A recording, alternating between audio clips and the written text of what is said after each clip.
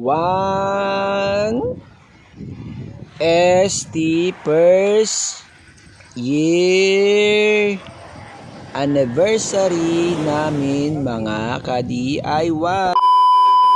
So yan mga ka-DIY, pagkatapos pala namin naligo sa Pangpang, nakapag-isip po ako na mag-drawing dyan sa buhangin dyan sa mismong dagat ng aming first year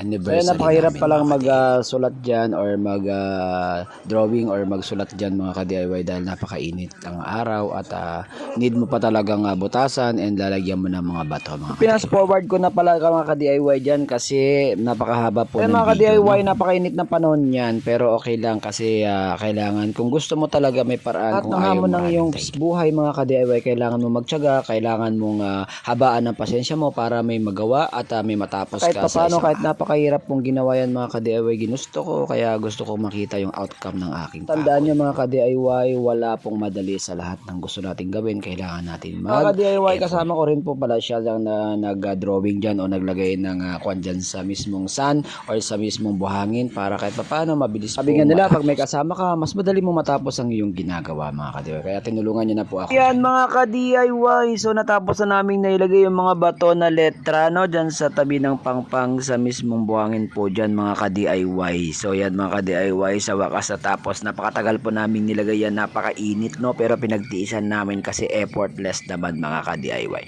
So tara mga ka-DIY, tignan natin kung ano po ang nakalagay. Bago natin basahin mga ka-DIY yan, mag-selfie muna kami dyan, picture muna kami yan mga ka-DIY bago kami umalis dyan at bago natin basahin yung ano yung nilagay namin dyan sa mismong Pangpang. Yan, let's go mga ka-DIY.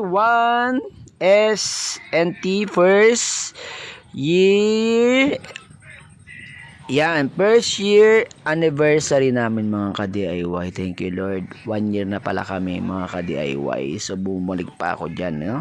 So bumalik pa ako dyan mga ka-DIY, kung ako sa inyo, mag-video kayo sa lahat ng moment na mangyayari sa buhay nyo kasi tayo po ay lilisan din, mawawala rin tayo sa mundo, kaya kailangan po kahit papano meron kayong mga alaala na yan lang po ang may iwan dito ko na yan ng aming video sa paglagay namin ng mga bato-bato or letra dyan sa Pangpang, sa tabi ng Pangpang sa mismong buhangin po. So yan, thank you for watching mga ka-DIY, salamat sa suporta, subscribe lang and follow. God bless mga ka-DIY.